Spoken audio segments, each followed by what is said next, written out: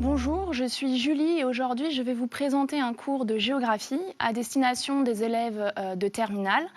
Ce chapitre de géographie s'inscrit dans le thème plus général des dynamiques de la mondialisation, des territoires inscrits dans la mondialisation. Et ce chapitre donc s'intitule « Les espaces maritimes, approche géostratégique ». L'explorateur et le navigateur anglais de la fin du XVIe siècle et du début du XVIIe siècle, Walter Raleigh, disait à cette époque « Qui tient la mer tient le commerce, qui tient le commerce tient la richesse du monde, et qui tient la richesse du monde tient le monde lui-même ». Cette maxime est d'autant plus d'actualité aujourd'hui puisque la mondialisation a accru l'importance des mers et des océans dans la mesure où le transport maritime est essentiel pour l'économie mondiale. En effet, on observe une littoralisation marquée, un renforcement du rôle des façades maritimes et les États les plus impliqués dans la mondialisation participent au contrôle et à la sécurisation des routes maritimes. D'autant plus que l'appropriation de ces espaces maritimes est une projection directe de la puissance continentale des États. Et donc, la géostratégie de ces espaces est révélatrice de la hiérarchie et de la compétition des puissances dans la mondialisation. Alors, du coup, on peut se demander, finalement, dans un contexte de maritimisation de l'économie, dans quelle mesure les espaces maritimes sont-ils un enjeu majeur de la mondialisation ? Ou, pour reprendre l'expression du président Emmanuel Macron aux Assises économiques de la mer en décembre 2019, on peut se demander si le XXIe siècle sera maritime ou pas. Donc pour ce faire, on aura un raisonnement en 3 temps, avec d'abord un premier temps sur les espaces maritimes comme espaces valorisés dans le fonctionnement même de la mondialisation, puis dans un second temps, voir que les mers et les océans sont le reflet de la hiérarchie des puissances, et enfin, dans un dernier temps, voir que ces espaces sont marqués par des tensions, mais aussi par des convoitises. Alors, d'abord, donc, dans un premier temps, les espaces maritimes, des espaces valorisés dans le fonctionnement de la mondialisation, et voir tout d'abord que ces espaces sont essentiels pour l'économie mondiale. D'abord, dans une première idée, finalement, ces espaces maritimes sont très importants puisque le transport maritime est vital dans l'économie mondiale. On le sait, 90% des marchandises sont transportées par voie maritime à la suite de la révolution des transports par mer qui a eu lieu. Cette révolution des transports se caractérise en fait par plusieurs aspects. Le premier aspect, c'est la conteneurisation, cette idée que les conteneurs, qui sont des boîtes de format standardisé, ces conteneurs vont faciliter le chargement et le déchargement des marchandises. Et donc, du coup, cela va faciliter la multimodalité, le passage d'un mode de transport à un autre, passer du bateau au camion ou du camion au bateau, du train au bateau également. Et à côté donc, de cette conteneurisation, on va avoir aussi une spécialisation des navires porte-conteneurs, pour porter les conteneurs, comme son nom l'indique, des pétroliers, des méthaniers, des gaziers, des paquebots pour les touristes. Et à côté donc, de cette conteneurisation, de cette spécialisation des navires, on va assister à l'augmentation de la vitesse et à l'augmentation de la capacité de ces navires dans une réelle course au gigantisme. Aujourd'hui, les porte-conteneurs les plus grands mesurent 400 mètres de long. Donc c'est absolument colossal. Ces évolutions multiples ont permis une baisse du prix du transport, un raccourcissement également des délais et donc du coup une augmentation du nombre de marchandises transportées dans le monde.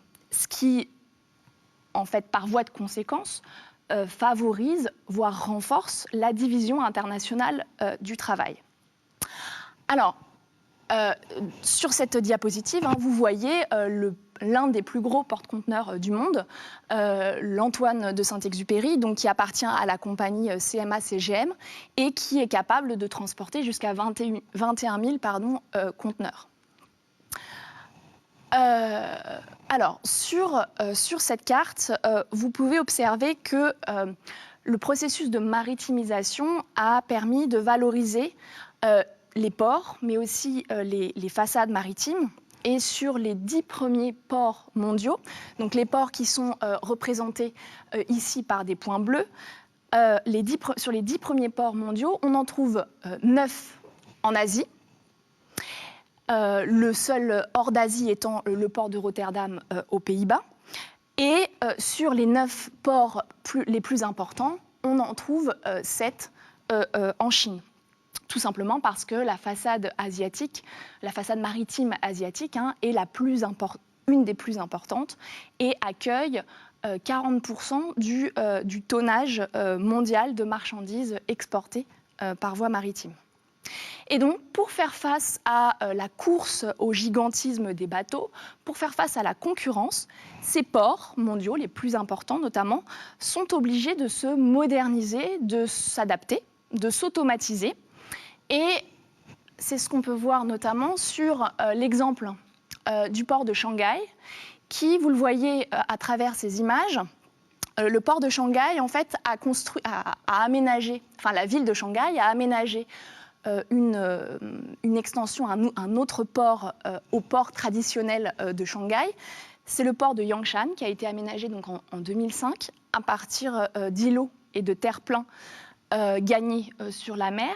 Et donc l'intérêt de ce port qui se trouve à une trentaine de kilomètres en fait, de la ville de Shanghai, c'est que c'est un port en eau profonde qui peut donc accueillir les porte-conteneurs les plus grands. Et vous le voyez donc à travers ce qu'on a pu évoquer précédemment, être enclavé pour un pays, c'est-à-dire ne pas avoir accès à la mer, ça peut constituer un handicap économique. On peut penser au fait que 45 pays aujourd'hui sont enclavés, comme la Bolivie qui revendique un accès à l'océan Pacifique, qu'il a perdu à la fin du 19e siècle au profit du Pérou et du Chili. Néanmoins, il ne faut pas non plus adopter une attitude entièrement déterministe. Certains pays qui sont enclavés sont des pays riches et développés. On peut penser tout à fait à la Suisse, par exemple. Alors, après avoir vu que le transport maritime est absolument vital pour l'économie mondiale, on peut voir aussi l'importance des câbles sous-marins. Alors, les câbles sous-marins, ce sont de véritables vecteurs physiques des flux d'informations dans le monde.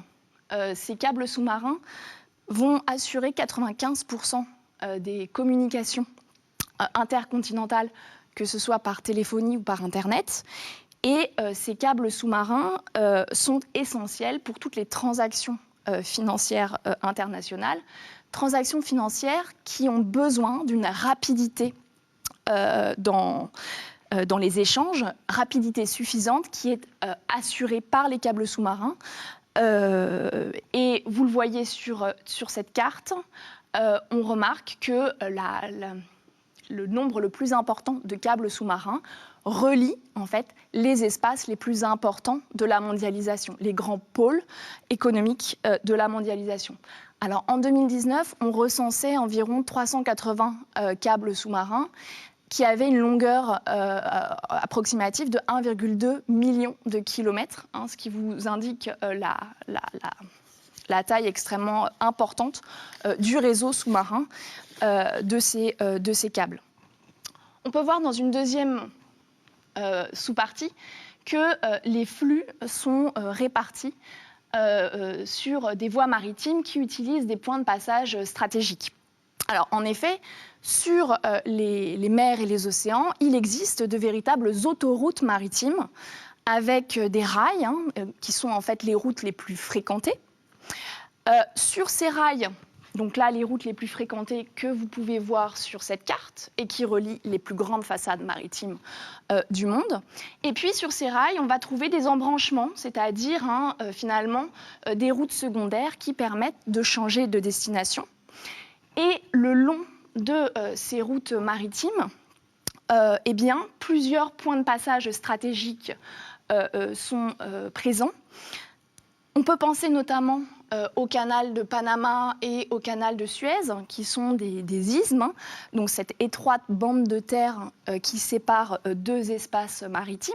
Que ce soit donc l'isthme de Panama et l'isthme de Suez ont été aménagés pour construire un canal, ce qui permet, dans chaque cas, de réduire le temps de transport. Si on prend par exemple le canal de Panama, ce canal permet de réduire le temps de transport entre la façade atlantique des États-Unis et la façade pacifique. On n'a plus à contourner le sud du continent américain. À côté des canaux, donc le canal de Suez, le canal de Panama, on va trouver également les détroits, comme le détroit de Gibraltar, le détroit de Malacca ou encore le détroit du Nord-Pas-de-Calais. Ces différents détroits, notamment celui de Malacca et du Pas-de-Calais, ouvrent sur des façades maritimes extrêmement actives. Et ce sont les passages maritimes, hein, le détroit du Pas-de-Calais et le détroit de Malacca, ce sont les deux détroits les plus fréquentés au monde, tout type de marchandises confondues. Et donc, vous voyez, quand on observe la présence, alors sur cette carte, vous ne les avez pas, mais la présence des ports, la présence des façades maritimes, on a bien en fait un fonctionnement réticulaire, c'est-à-dire un fonctionnement en réseau des différents espaces, puisqu'on va avoir des pôles. D'accord ? Les pôles, ce sont les ports, les façades maritimes, qui sont reliés entre eux par des flux. D'accord ? Et ces flux, en fait, empruntent les routes maritimes qui sillonnent les mers et les océans. On peut également souligner le rôle stratégique des détroits au Moyen-Orient, que ce soit le détroit de Bab el-Mandeb ou le détroit d'Ormuz. Ces détroits sont absolument stratégiques, tout simplement du fait du trafic des hydrocarbures. Et si l'on pense par exemple au détroit d'Ormuz, on se souvient qu'au printemps 2019, il y avait eu de grandes craintes dans le monde lorsque l'Iran avait menacé de fermer le détroit d'Ormuz, qui, l'année précédente, hein, en 2018, avait vu transiter près de 30% du pétrole transporté par tanker et 25% du gaz naturel liquéfié transporté par méthanier. Donc, on le voit bien, hein, ces détroits et ces canaux sont essentiels sont essentiels dans la mondialisation. Et donc, du coup, dans ces détroits et ces canaux, où l'espace est relativement réduit, on va assister à des règles de circulation bien précises que vous pouvez observer sur cette capture d'écran du site Marine Traffic, qui est un site sur lequel en fait, on peut voir quasiment en temps réel le trafic maritime dans le monde. Et vous observez donc sur cette capture d'écran les bateaux hein, qui se dirigent dans le détroit du Pas-de-Calais et où vous voyez parfaitement le sens de circulation des navires. Enfin, pour terminer sur l'importance de ces détroits, des détroits particulièrement, on peut rappeler que les détroits sont des lieux privilégiés pour les flux illégaux. Certains vont concentrer d'autant plus les trafics qu'ils se trouvent sur des interfaces marquées par d'importants contrastes de développement entre les États. Et donc, du coup, les flux de drogue, de migrants clandestins sont particulièrement intenses au niveau du détroit de Gibraltar ou encore au niveau du détroit de Floride. Dans une dernière sous-partie, finalement, de ce premier temps de raisonnement, on peut insister sur la littoralisation des économies. Donc je le rappelle, hein, mais la littoralisation, c'est le processus de concentration des hommes et des activités sur les littoraux. Et aujourd'hui, hein, on a plus de 80% de la population mondiale qui vit à moins de 100 km de la mer. Donc, cette littoralisation croissante du peuplement, des activités, elle explique hein, l'importance des grandes façades maritimes, l'importance également des grands ports mondiaux. Et elle se constate, elle se voit avec l'importance également du nombre de métropoles, de villes mondiales hein, qui sont situées à proximité des littoraux ou sur les littoraux. On sait aussi que les zones franches sont localisées en priorité sur les littoraux, tout simplement parce que cela facilite l'exportation des marchandises ensuite. Alors, la carte qui est projetée au tableau, que vous pouvez voir, elle est intéressante parce qu'elle vous montre aussi que ces littoraux vont concentrer une grande partie de paradis fiscaux qui permettent donc de blanchir l'argent et qui vont servir également à l'évasion fiscale de sociétés offshore. Et ces paradis fiscaux sont souvent localisés en fait sur des territoires insulaires, à proximité de façades maritimes et des pôles majeurs. Alors, la région la plus importante et qui nous intéresse, nous, pour le sujet qu'on étudie aujourd'hui, c'est la région en fait, des Caraïbes, avec donc les Caraïbes, les Bermudes, les Bahamas, les îles Caïmans, qui se trouvent à proximité donc, des États-Unis et qui sont classés comme d'importants paradis fiscaux. On va voir maintenant dans un deuxième temps le fait que les mers et les océans sont le reflet de la hiérarchie des puissances. Et d'abord, nous allons étudier la militarisation des espaces maritimes comme finalement témoignage de la puissance des États. On peut avoir en tête le fait qu'un navire de guerre, c'est finalement un moyen pour un État de porter ses valeurs et de montrer sa puissance. Les forces navales, pour n'importe quel État, sont un soutien essentiel à la politique de puissance de cet État. Et parmi, finalement, les symboles de cette puissance maritime utilisés par les États, on va retrouver d'une part les porte-avions. Là, vous avez un porte-avions qui se trouve à l'arrière-plan de cette revue Beijing Review. Les porte-avions, tout simplement parce que les porte-avions sont de véritables bases mobiles lors des opérations militaires. Et puis, deuxième symbole de cette puissance maritime utilisée par les États, des sous-marins nucléaires d'attaque. Et là, vous avez la photographie du dernier sous-marin nucléaire d'attaque français, inauguré en juillet 2019, le Suffren. Et donc, à travers les sous-marins nucléaires d'attaque et puis les porte-avions, on retrouve bien ces deux symboles de la puissance maritime. En 2016, on dénombrait dans le monde 25 porte-avions, 420 sous-marins, dont 45 lanceurs d'engins nucléaires. Et toujours par rapport à cet armement, on retrouve une très forte concentration de cette puissance maritime dans les mains de quelques États. Je m'explique. Toujours en 2016, environ 10 États concentraient 85% de la flotte de guerre mondiale. Parmi ces États, on retrouve bien évidemment la Chine, les États-Unis, la France, le Royaume-Uni, la Russie, mais aussi d'autres pays émergents qui cherchent à s'affirmer et à affirmer leur puissance. Si je reviens sur les États-Unis qui disposent de la première des marines de guerre au monde, les États-Unis ont un arsenal colossal en fait, par rapport aux autres États du monde, puisque les États-Unis disposent de 16 sous-marins nucléaires, de 11 porte-avions, de 4000 avions et du corps spécialisé des Marines. Et atout non négligeable pour les États-Unis, ce pays quadrille par ses bases militaires maritimes le monde, l'espace mondial, qui est divisé en fait en 7 zones. Et dans ces 7 zones, on va compter 154 bases militaires américaines, maritimes, qui sont dispersées dans 17 pays étrangers, que ce soit au Japon, en Australie, en Italie, en Turquie. Et à ces 154 bases dispersées dans le monde, il faut aussi ajouter les 45 bases américaines situées, elles, sur des territoires américains. Dans cette hiérarchie des puissances, un nouveau venu, qui ne nous surprendra pas.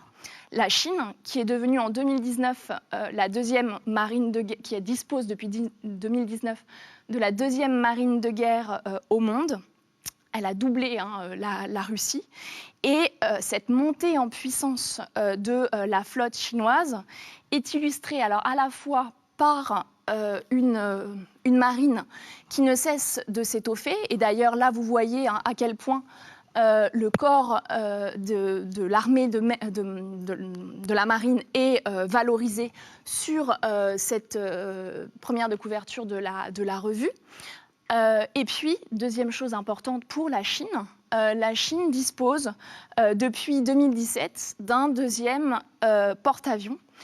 Un porte-avions qui est particulier puisqu'il est entièrement de conception et de construction chinoise, ce qui montre bien que la Chine a acquis un savoir-faire, une technologie particulièrement pointue.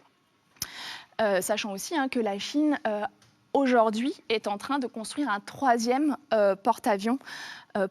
Et donc là, vous voyez qu'avec l'augmentation du budget de l'armée et donc de la marine en Chine, la mise en service de ce deuxième porte-avions, on constate là encore que la Chine s'affirme à l'échelle de la région, en mer de Chine méridionale, on y reviendra, mais aussi à l'échelle du monde. Un autre enjeu pour les puissances, c'est l'enjeu de la sécurisation des mers et des océans. Alors, les opérations militaires qui peuvent avoir lieu en mer vont avoir globalement 3 objectifs. Le premier objectif, c'est la sécurisation en fait, des routes, des principales routes maritimes qui sont menacées par la piraterie. Alors, vous pouvez voir sur cette carte, donc, on retrouve nos principales routes maritimes mondiales et en gris, les zones dans lesquelles la piraterie est la plus importante, la plus significative. Et l'on remarque que cette piraterie se trouve la plupart du temps au large d'États faibles ou d'États défaillants, que l'on songe par exemple à la Somalie, aux pays du Golfe, aux côtes du Golfe de Guinée. Mais on en trouve également au large de l'Indonésie ou de la Malaisie. La piraterie relève d'un antimonde illégal où la gestion publique est défaillante et où en fait cette gestion défaillante constitue un terreau favorable aux attaques des touristes. Et on pourrait dire également que la piraterie est le révélateur des principales disparités économiques, sociales, politiques dans un contexte mondialisé. Ces principaux foyers de piraterie se trouvent évidemment près des routes maritimes de rang mondial et à proximité des routes les plus empruntées par les pétroliers, par les porte-conteneurs. En effet, donc, on peut voir très souvent que les zones de piraterie se situent à proximité des points de passage stratégiques dont on a parlé précédemment, tout simplement parce que au niveau des seuils maritimes stratégiques, des détroits par exemple, eh bien, on va avoir tout simplement un ralentissement de la navigation parce qu'il y a un très grand nombre de bateaux qui souhaitent emprunter un passage relativement restreint.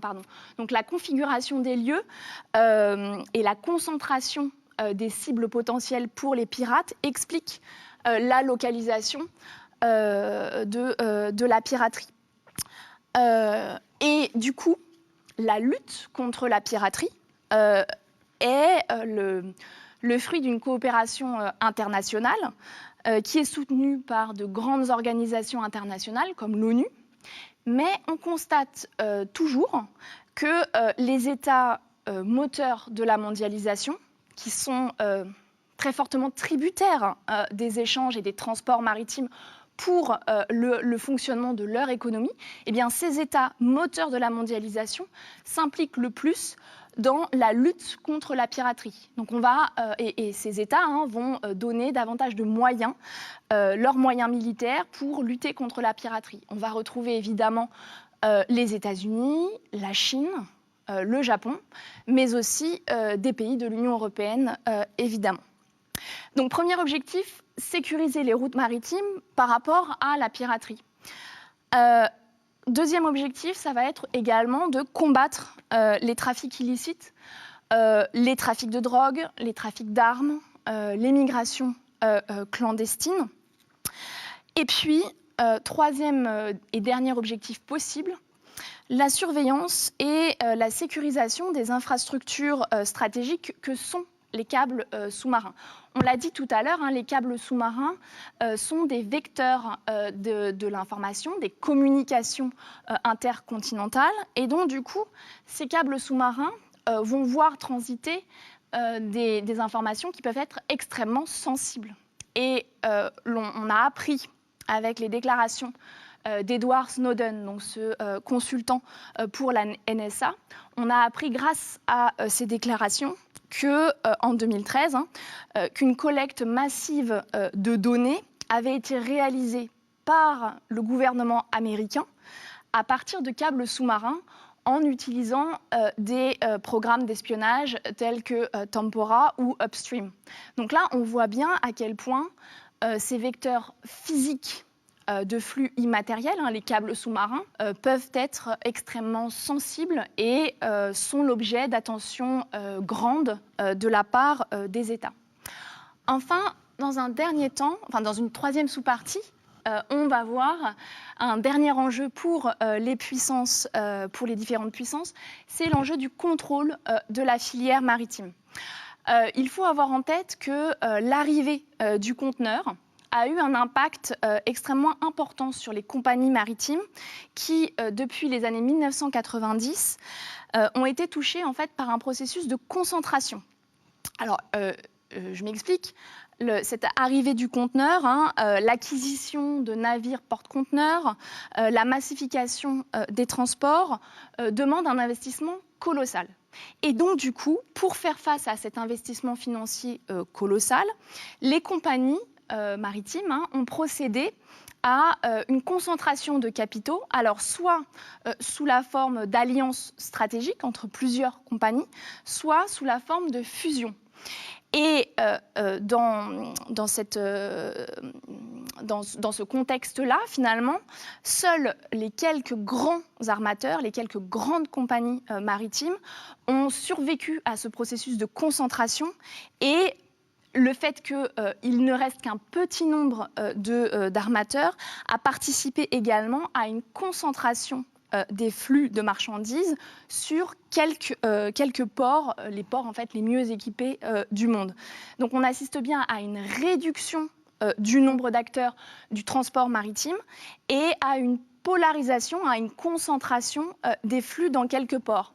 Alors, dans ce tableau qui classe les premiers opérateurs mondiaux de porte-conteneurs, on observe en fait que les premiers opérateurs sont encore européens. Parmi les plus grands opérateurs mondiaux de porte-conteneurs, on va retrouver la compagnie danoise Maersk, la compagnie italo-suisse MSC et la compagnie française en quatrième position, la CMA CGM. La nouveauté, entre guillemets, c'est le fait que depuis 2018, COSCO, qui est un groupe chinois, a fait son entrée dans le groupe de tête des premiers opérateurs mondiaux.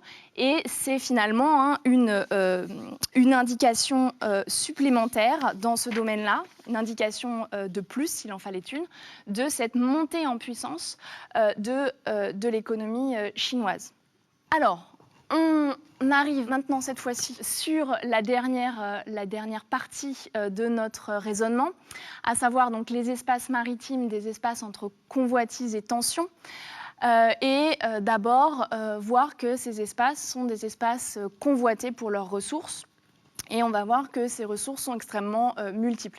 Alors, dans un premier lieu, on peut parler des ressources halieutiques, donc les ressources liées à la pêche.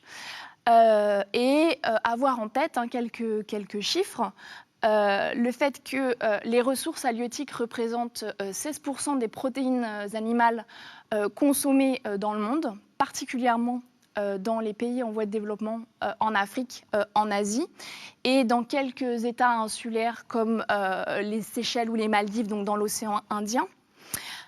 La pêche fait vivre près de 200 millions de personnes dans le monde.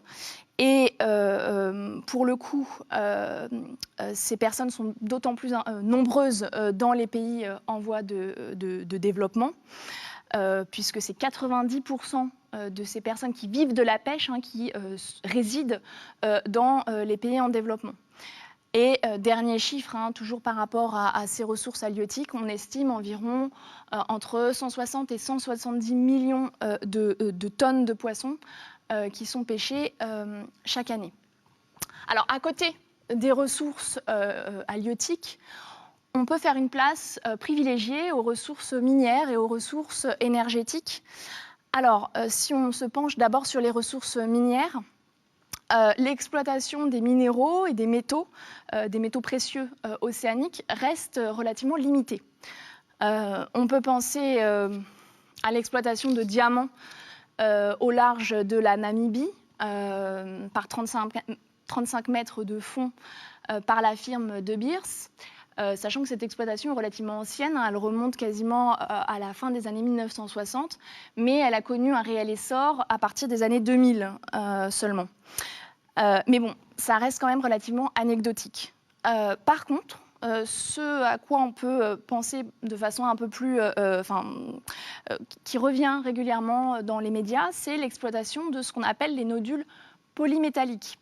Alors, ces nodules, en fait, polymétalliques, ce sont des particules de très petite taille et qui vont avoir une teneur en métaux extrêmement élevée.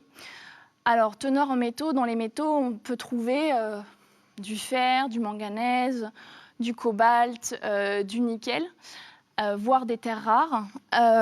Et en fait, ces métaux vont être particulièrement importants parce qu'ils rentrent dans la composition, dans la fabrication de produits électroniques, notamment de batteries rechargeables.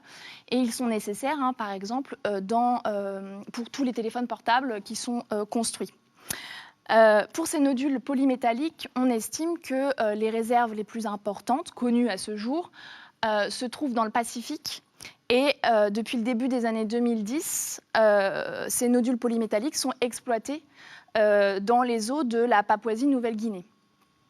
À côté donc de ces ressources minières, on va avoir les ressources énergétiques. Alors, on a, avec la carte qui vous est présentée, une approche sur les ressources en énergie fossile, les hydrocarbures, gaz et pétrole.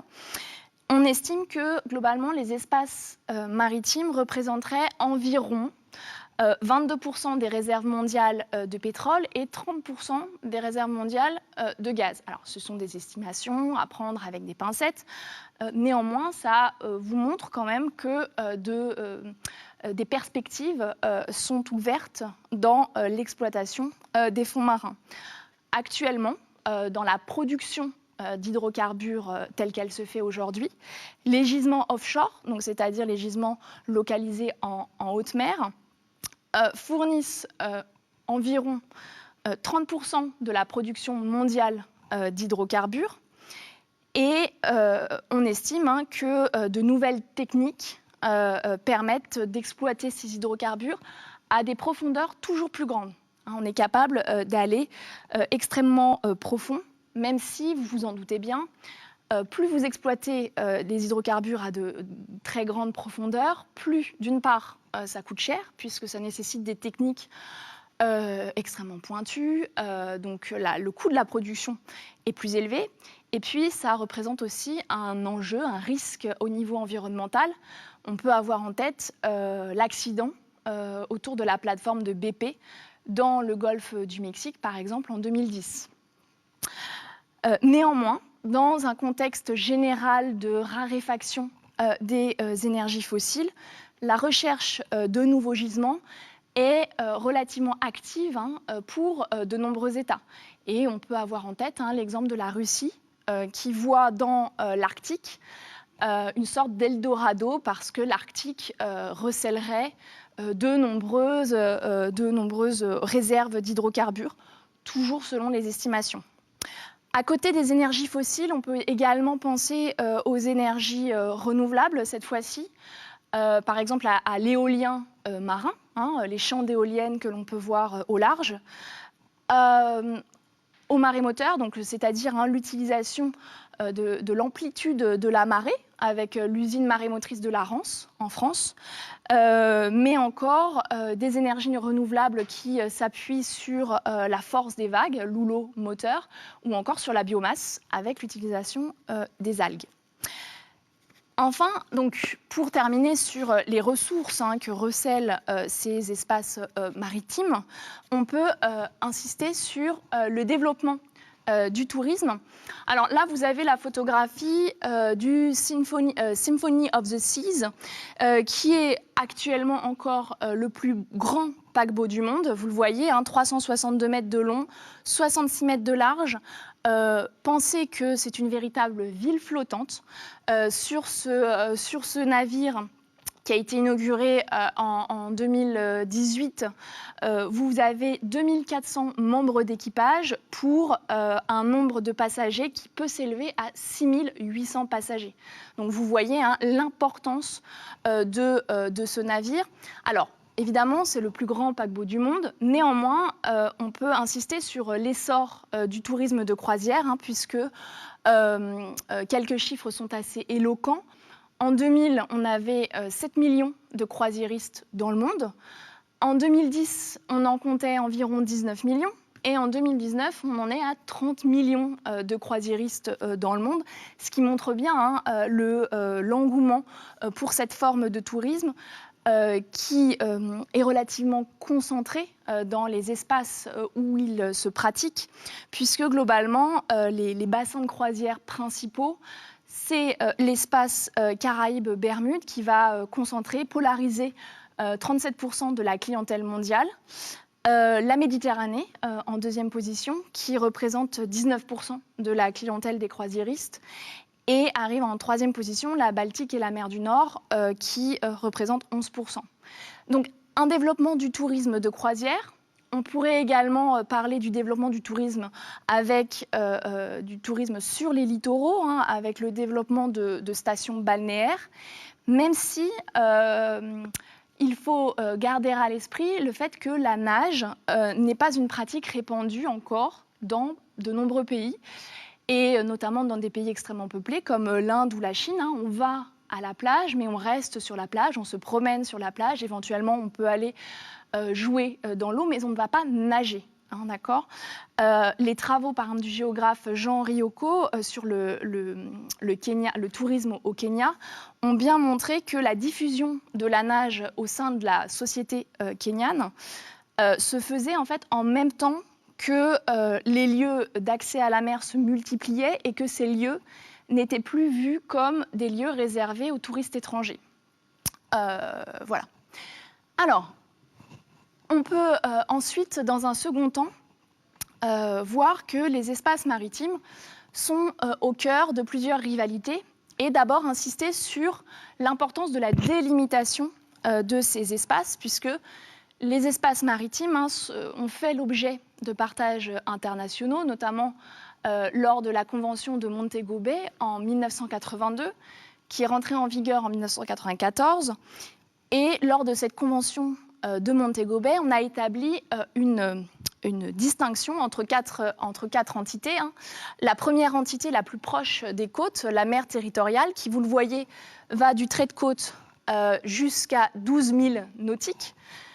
Puis la zone contiguë, qui va donc de 12 000 nautiques à 24 000 nautiques.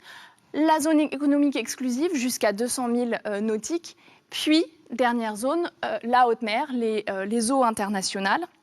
Et donc, vous le voyez, cette distinction en 4 zones ne fait que reculer les frontières nationales au-delà du trait de côte, en fait. La frontière nationale, finalement, elle se situe plus au niveau des 200 000 nautiques entre la zone économique exclusive et le début de la haute mer, les eaux internationales. Donc, la zone économique exclusive, qui est cette zone qui va de la côte jusqu'à 200 000 nautiques ou 200 000 marins au large. C'est une zone sur laquelle l'État riverain, donc l'État côtier, a toute souveraineté pour exploiter, explorer, gérer tous les fonds marins.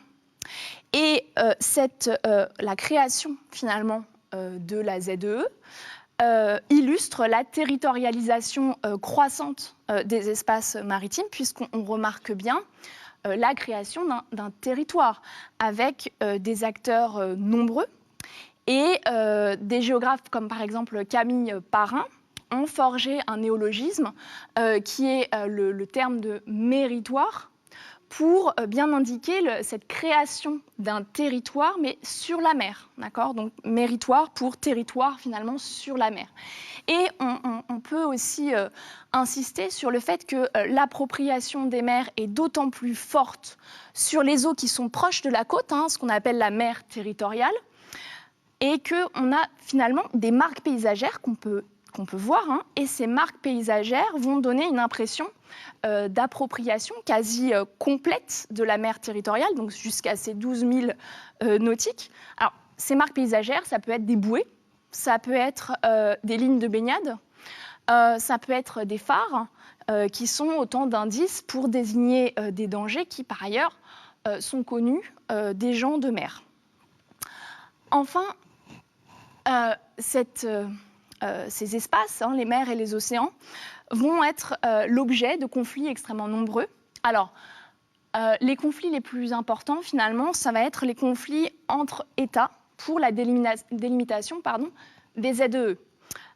On l'a vu, la ZEE, la zone économique exclusive, c'est un facteur de puissance pour les États qui disposent de littoraux étendus, qui disposent d'îles nombreuses. Vous l'avez déjà entendu, mais on peut le rappeler, le fait que le premier État, dans le classement des ZEE, l'État qui a la plus grande ZEE, ce sont les États-Unis, qui disposent d'une ZEE de 12,2 millions de kilomètres carrés.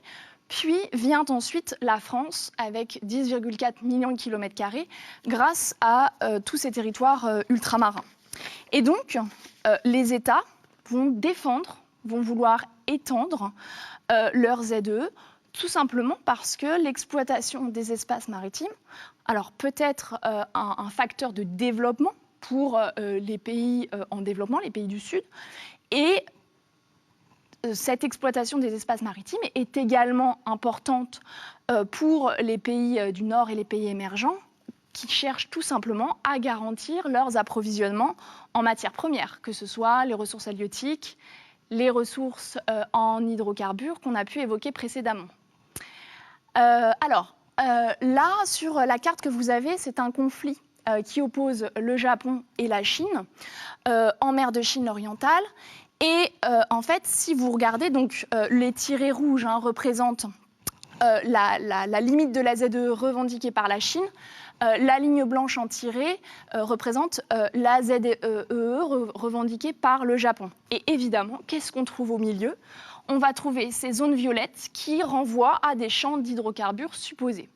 Donc, des champs d'hydrocarbures supposés. Par ailleurs, c'est une mer extrêmement poissonneuse, donc on a des ressources halieutiques en nombre.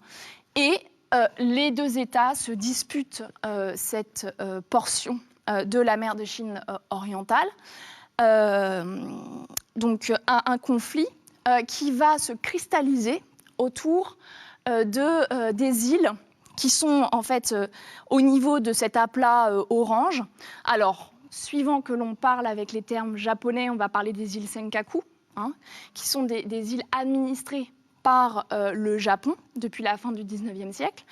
Et si l'on se place du côté chinois, on va les appeler Diaoyu, puisque vous le voyez, en fait, suivant le nom que l'on utilise, on ne se place pas du même côté. Et finalement, nommer un territoire, nommer un espace, c'est contrôler et c'est aussi un acte de territorialisation, un acte d'appropriation. Exemple un peu drôle, l'ambassadeur de Chine en Belgique, il y a quelques années, a acquis une carte historique qui date de 1832. Et sur cette carte de 1832, globalement, les îles ici sont appelées les îles Diaoyu. Et donc du coup, la Chine va se servir de cette carte historique pour revendiquer ce territoire et appuyer utiliser cette carte comme une sorte de preuve que les Diaoyu ou Senkaku relèvent de la Chine. Et donc là, on voit bien encore le fait que le pays, la Chine, s'affirme comme une puissance à l'échelle de la région, mais aussi à l'échelle mondiale. Dernier type de conflit, après avoir vu les conflits autour de la délimitation ou de l'extension de la ZEE, les conflits d'usage qui sont fréquents sur les littoraux en raison de la présence de nombreux acteurs, de multiples activités sur des espaces restreints qui génèrent des tensions par exemple entre logique de préservation de l'environnement et logique de développement économique, notamment autour de la pêche. Des oppositions entre des pêcheurs industriels et puis des associations écologistes ou des ONG. Enfin, dernière idée, le fait qu'on assisterait à l'ouverture de nouvelles routes maritimes dans un contexte de réchauffement climatique, avec une déglaciation saisonnière beaucoup plus longue au niveau de l'océan Arctique, eh bien, cela permettrait en fait d'ouvrir de nouvelles routes. Vous auriez, si je prends par exemple juste l'exemple du passage du Nord-Est, au niveau des côtes septentrionales russes, eh bien, le trajet par le passage du Nord-Est entre Rotterdam et Shanghai, vous le voyez, passerait de 19 700 km à 15 000 km. Donc une réduction quasiment de 25% du trajet, ce qui est extrêmement notable et ce qui pourrait être important pour de nombreuses compagnies maritimes. Toutefois, par rapport à l'ouverture de cette route arctique, des incertitudes demeurent sur l'intérêt économique, logistique de ces futures routes, tout simplement parce qu'on peut s'interroger sur la rentabilité de ces routes, se demander si une voie de navigation qui n'est pas ouverte toute l'année, qui en plus oblige la mise en place de convois de brise-glace, on peut se demander si c'est vraiment compatible avec les exigences du transport moderne et avec la ponctualité qu'il implique. Donc on a vu que les espaces maritimes constituent bien des espaces stratégiques et l'actuelle pandémie du coronavirus l'illustre de manière éloquente puisque les ports à l'arrêt, les flux interrompus depuis la Chine, qui est la véritable usine du monde, eh bien, ces ports à l'arrêt, ces flux interrompus ont très rapidement impacté les entreprises françaises, les entreprises européennes. Et finalement, avec la diminution, voire l'arrêt de ces flux économiques, de ces flux humains, on a bien vu l'importance des liens et de l'interdépendance entre les différentes régions du monde. Voilà, donc j'espère que ce cours vous aura intéressé, qu'il n'était pas trop dense